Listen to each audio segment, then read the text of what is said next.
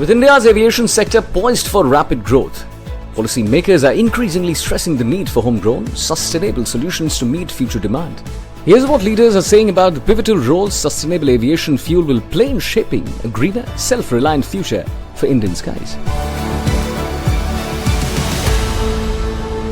हम safety, efficiency और sustainability पर भी उतना ही फोकस कर रहे हैं। हम सस्टेनेबल एविएशन फ्यूल्स की ओर बढ़ रहे हैं, ग्रीन टेक्नोलॉजीज में निवेश कर रहे हैं, कार्बन फुटप्रिंट्स घटा रहे हैं, हम प्रोग्रेस और प्लेनेट की सुरक्षा दोनों सुनिश्चित कर रहे हैं। Sustainability is a value which is deeply embedded in Indian ethos, and with over 750 million metric tons of available biomass, India has the capacity to become a global leader in SAF production. And we have set ambitious SAF targets also, 1% blending by 2027, 2% by 2028, and 5% by 2030, reflecting our commitment to a greener future. Hello and welcome. Today on Wings of Change, meet Vijay Nirani, a pioneer who discovered a game changer in the national policy on biofuels, a force capable of empowering communities, creating unprecedented milestones in India's alternate fuel sector with a firm focus on our planet. And with that same focus in mind, Vijay Nirani and TruAlt Bioenergy have now turned their attention to sustainable aviation fuel. That is critical to decarbonizing India's aviation sector and reducing India's reliance on imported fossil fuels. Mr. Nirani, great to have you over here in the NDTV studios. Thanks so much for being with us. I'm curious to know about the transition that you made from ethanol to SAF, Sustainable Aviation Fuels. Why did you decide to do that? Thank you so much for having us, Mr. Som. Vishnu, go right ahead. Biofuels is a very interesting development that the world by large is witnessing. These are opportunities that we actually create energy or wealth from absolute waste. India, for one, is a country that has got an abundance of agrarian inputs. The idea for us is to convert these valuable, or rather the excess of feedstock that we have, into meaningful energy. With that, India rolled out the ethanol program, the ethanol blended with petrol. We were one of the first movers, and we set it up in scale, and we've got 5 operating plants on ethanol. And we supply close to about 7% of the total country's ethanol for the purpose of blending. So going forward, we've already sort of tried to make the current vehicles to be as sustainable as possible, wherein we are trying to cut down on 20% of crude consumption by using 20% of ethanol in the petrol mix. Yeah. Aviation, for one, unlike your roadways or railways or your shipping industry, you can't really put in a lot of batteries onto the aircrafts. No. You can't really put in hydrogen in the current because you need to have a lot of pressure, atmospheric pressure, when you're almost flying at 35,000 feet from above sea levels. So the natural opportunity is for biofuels to help control the emissions in the skies. So which is why we saw a big opportunity there, not just for us as a company, but for us as a country to be a global leader in the sustainable aviation fuel play. And how does this conform with global trends? Because I've seen leading engine manufacturers around the world also reconcile with the future, with biofuels being a key part of it. And I think this is a question our viewers would like to know. We've all heard of aviation turbine fuel. Would sustainable aviation fuel be any different? Would it be as safe? Would it be as productive or efficient? It probably would be the objective of the fuel that we end up making. So in the end, what exactly is giving any means of transportation the energy to pull through or get the power into the systems is your carbons and hydrogens. So the objective for us is to source the carbons from most sustainable means, burn enough hydrogen, more of hydrogen and less of carbon, so that the world can be a better place. Right. With that said, the current energy or the engines that are operating in most of the aircrafts, these are tested and American Standards and Testing Methods, ASTM, has rolled out on a spec for the fuels that we end up making. The route that we end up making, let's say to achieve SAF, there are multiple mechanics. Used cooking oil, HEFA, alcohol to jet in our case. These are the various opportunities that we have to make the aviation fuel which is sustainable and which can be blended into the air turbine mix that the engines carry. And ultimately what you are doing at TruAlt is not just about fuels, it's being done with a certain goal. We live in times when pollution is a real factor, air pollution is a concern. Sustainable growth, development, particularly in terms of fuels, is critical for you. So your business model isn't just about fuels, it's being done with a larger purpose. Tell us about that purpose. So our whole objective again is, if you look at our company and then the country, us as well as our country by large, we are trying to, one, achieve at least 3 or 4 key goals by promoting biofuels. The first one definitely would be farmer empowerment, because most of these inputs that we are consuming are coming from our farmers. Let's say the agricultural waste, which gets converted into advanced biofuels and which in turn gets converted into products like SAF, are essentially coming from the farmer community. So we are empowering the farmers. Second is on the forex reserves of our country. We are trying to better our economy by reducing our import dependence and increasing our self-reliance or being able to generate within. By this, we already are a huge trade deficit country. We try and bridge that gap. Number 3, on the economy by large within the country. So if the rural, most of the people or the villages in the end are empowered by getting more money. Let's say, for example, the 20% blending program of ethanol helped India save close to 1 lakh crore worth of import bills. Yeah. That if you look at 60 to 70% of that 1 lakh crore which was saved is the cost of raw material. Right. And that raw material is coming from the farmer. And the farmer lives in the remotest of places. Close to about 70,000 crore worth of capital, instead of going to a already rich OPEC country, it's now going into the hands of a farmer. Right. And it is creating a buying power to the farmer. So the third point would definitely be on the local economy building. Yeah. And the fourth important one would be on the sustainability of the world by large. Yeah. We only have one planet. Yeah. And if we are not very conscious about how we consume, or how, if we end up doing or living the way we have been, considering the last 20-25 years, where everything has gone into abundance, it is very important for us to curb our means, curb our methods, get into more sustainable ways of living. So one of the plants that you're looking at, and you're on the verge of setting this up, will be the largest SAF plant in India. You've obviously developed this plant at this size, or are developing it at this size, because you have a certain vision of where you're headed, the market is headed. Tell us about the phases in building the plant, and why is it at the size that you have chosen? So we intend to set up one of the country's largest SAF plants at a capacity of close to 310 KLPD. Yeah. The size we have chosen is on a calculated basis, because we have the required raw material within our own company. Yeah. Here, the intended raw material or the inputs that go in, one would be ethanol, one would be steam, power, other utilities. Eventually, green hydrogen is also something that we can end up making from the infrastructure that we already have. Right. So, considering the access to raw material we have within the ecosystem of our company, and considering the requirement for our country. Yeah.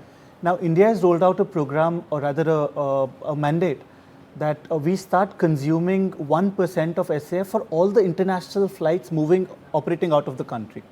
That creates a demand of debatably about 15 to 17 crore liters of SAF by 2027, and the blend target goes to 2% by 28 and up to 5% by 2030. Yeah. So the demand will go from 15 crore liters to as high as 70 crore liters, considering the current estimates. Yeah. Our intent is to be one of the first movers, and rather help India reach that phase, or that where we end up having enough supply for our country to reach that mandate, which is why we chose to have a capacity as high as say about 9 to 10 crore liters per annum. Yeah.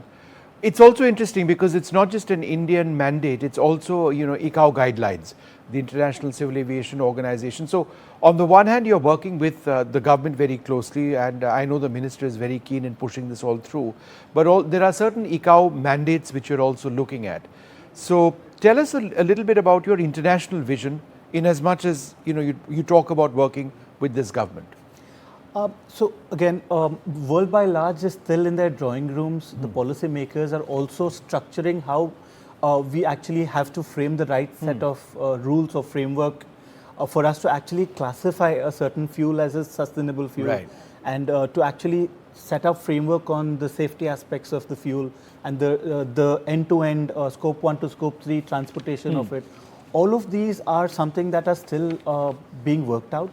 And again, India as a country, we should be one of the first movers, or rather, we should be the larger player in this to take the bigger opportunity that the aviation fuel carries. Yeah. Now, there are only one or two agencies like RSPs, to name the agency, that can actually is rather considered as a certifying agency to do most of these calculations on carbon neutrality, carbon intensity, and all of them. Again, as India, why should we not have our own?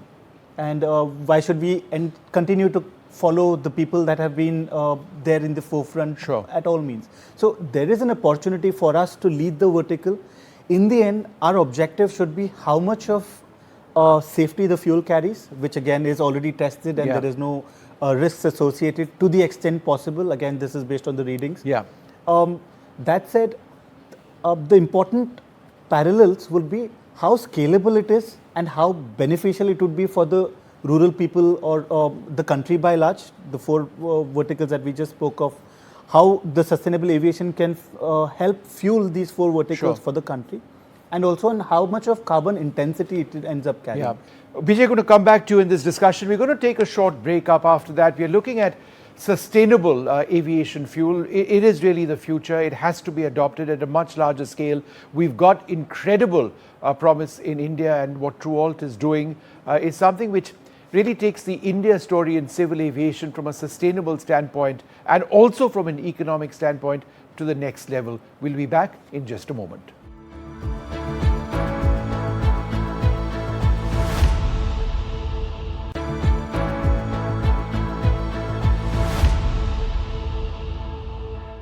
Welcome back to Wings of Change. We are with Vijay Nirani, a pioneer who discovered a game changer in the national policy on biofuels. That's a force capable of empowering communities, creating unprecedented milestones in India's alternate fuel sector with a huge focus on the planet. Vijay, good to continue this chat. In terms of government policies, what would you like to see move faster? I'm very, very confident that when our policymakers actually put their heads to, or rather the pen to paper, they do magic. Yeah. If you draw parallels to how the renewable industry scaled up in just 10 years, or how the EBP program, the ethanol blended petrol program, scaled up, or rather our 2030 goal was achieved in 2025. So I'm sure they need to still work out on a detailed roadmap on how we achieve our 1%, 2% and 5% blending targets, and also roll out an end-to-end encrypted operating platform for companies like ourselves or for the whole ecosystem to develop into a global leader in the SAF space. Sure. Again, we do hear that there are interministerial verticals that are working. Again, these are just based on readings from here and there. I'm sure if our government puts their heads to to getting this achieved, they will come out with a phenomenal policy. What is the technology pathway as we make this transition, or you make this transition in your company, from alcohol to sustainable aviation fuel? Both from a policy standpoint and a technology standpoint. How does it actually happen? So again, this is a very interesting technology. So again, we've got a lot of good carbons and good hydrogens in an ethanol, in a molecule of ethanol. So what we are trying to do is convert this ethanol into chains of ethylene. Right. So what we do is we convert the ethanol into ethylene, and then ethylene gets converted through process of oligomerization and some hydrogens going into them. We form these long hydrocarbon chain that mimics your ATF. And because it's coming from your sustainable sources, it ends up powering the turbines that carry the planes. So the whole process of getting the chain of the production process has to be sustainable. The way you source your ethanol needs to be sustainable. The way you give your steam needs to be sustainable. The way you get your power needs to be sustainable. And again, hydrogen, it needs to be green in nature so that you end up making value-add products. Interesting point is the technology providers that we are in discussion with, to the likes of big names that have been in the place in centuries, they sort of are very confident in achieving this technology. They do have pilot plants, demo plants, which gives companies like us the confidence to do capex and set up these plants. So here, But that's really the key thing. You know, when it comes to building up at scale, you need to have assured supply. You need to have your logistics chains sorted out. You need to be feeding a particular requirement, a particular demand to particular companies or to a particular sector. How much of that remains the challenge? The technology seems to be something that's fine, it's sound and it's safe. But in terms of the logistics chains, from the acquisition of raw material to the actual production of SAF, is that, I wouldn't use the word concern, but is that the challenge? So I wouldn't say that. So because we are still, it's a new bull to tame. The objective is how quickly we how priority we as a country take this subject. Sure. Will lead to us achieving or getting to the answers that we need. So coming to the technology aspect and the availability of raw material and the demand. Yeah. So we've already seen demand just for the international aircrafts. You require from 15 crore to 70 crore liters. These are only for the aircrafts, the international aircrafts flying out of the country. Now, countries like Singapore, countries like the UAE, countries like the countries that are less fortunate on having access to agrarian inputs, they will also be dependent on countries like us for us to export these fuels for them, right, for their demand. So I wouldn't say the demand aspect would be a challenge, because eventually it is going to be a debate between carrots and sticks, right? So either you give incentives and help adopt, or you give taxes so that you help adopt. In the end, adoption has to happen so that we have more cleaner, greener planet Earth to live on. That said, on the raw material front, India already has humongous opportunity to grow the ethanol story. Again, HEFA or used cooking oil, these are parallel opportunities that SAF has. So access to raw material for a country like India would probably, in my opinion, be the least of worry. Yeah. Going by the confidence on the technology providers, considering the access to the abundant raw material we have in our country, and the opportunity for offtakes, not just on the India front, but the global play. Yeah. We think it's a very, I would say, a very alluring opportunity for the first movers to try and set up and scale up from there on. One of the most fascinating stories is the employment that you generate downstream. 3.5 lakh farmers, and that's, I presume, just a preliminary number or an estimate. It can become much larger as the industry grows up. So this is beyond India's international needs and sustaining international aviation. It's sustaining the income of farmers at a very basic level. I mean, how critical is that as we talk about India's economic growth? So absolutely. So this is definitely the most satisfying bit of our business per se. So between our group company and us, we work directly and indirectly with close to 3.5 lakh farmer families, and close to 70,000 people get employed within the organization on a direct or indirect basis. These include the drivers of the transporting vehicles, your harvesters, your plant staff, your IPT trainees, all of them put together. Now, when we speak of the farmer bit, it is very important for us to value add on whatever they build on. As a farmer, or rather as a country, the per capita land holding compared to in India is one of the lowest, because generation down generation, the assets of people in the rural community, it gets transferred into multiple names, and per capita holding keeps decreasing on and on, and cost of living keeps increasing. So it is very eminent that we support the farmer community so that they have enough to survive or live a comfortable life. Yeah. For us to do that, we need a lot more innovations. Just to give parallels, right? How, let's say, a dairy industry, for a very basic sense. You bring milk and you sell milk, you have X revenue. Yeah. You convert that milk into paneer, you have X plus revenue. You convert that into other valuable product, let's say curd, you have X plus Yeah, sort of sure. a revenue. So coming back into the ethanol story or the biofuel story, when you have food grains, it is going for your consumption. That is your 1G sources. Yeah. The residual waste, your agricultural waste, can Yeah. convert into advanced biofuels. Yeah. The farmer ends up achieving a lot more in revenue. And the industries like us or the country or the consumers that we are, we end up directly or indirectly supporting this ecosystem. Sure. And again, it is a huge circularity by large. Yeah. Let's say, how would a consumer benefit from this? Yeah. Right? A consumer staying in a city, unless the farmer has a buying capacity, the economy is not going to move. Yeah. Money is in circulation. Yeah. So if the farmer is able to grow more, the consumer will be able to buy at a more valuable, affordable price. Sure. So net, it is a story that is connecting everybody that is living in the ecosystem. Yeah. So there wouldn't be anybody that the biofuels story would not have an impact on. Sure. So a final question.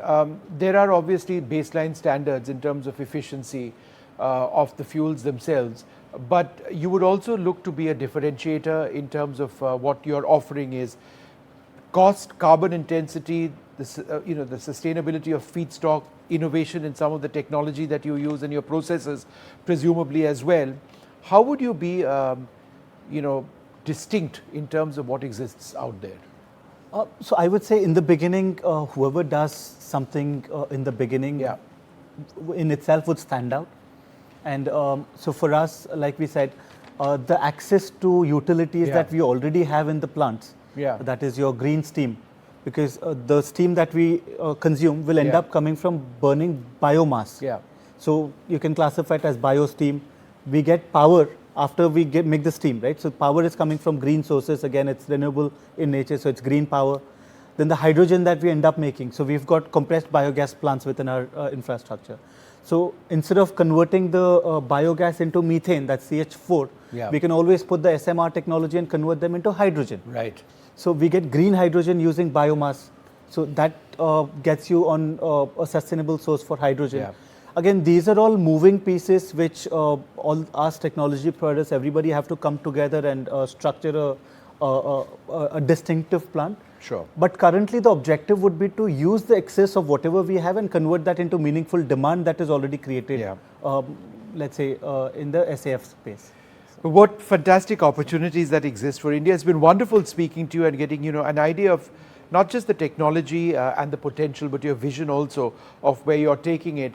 So Vijay Nirani and TruAlt Bioenergy have quite clearly turned their attention to sustainable aviation fuel. That's the large chunk of what we've been talking about. Why is it critical? Because it helps to decarbonize our booming aviation sector. It reduces our reliance on imported fossil fuels. Therefore, sustainable growth isn't just a mantra, it can be something which is a reality. Let's see where we go with this vision.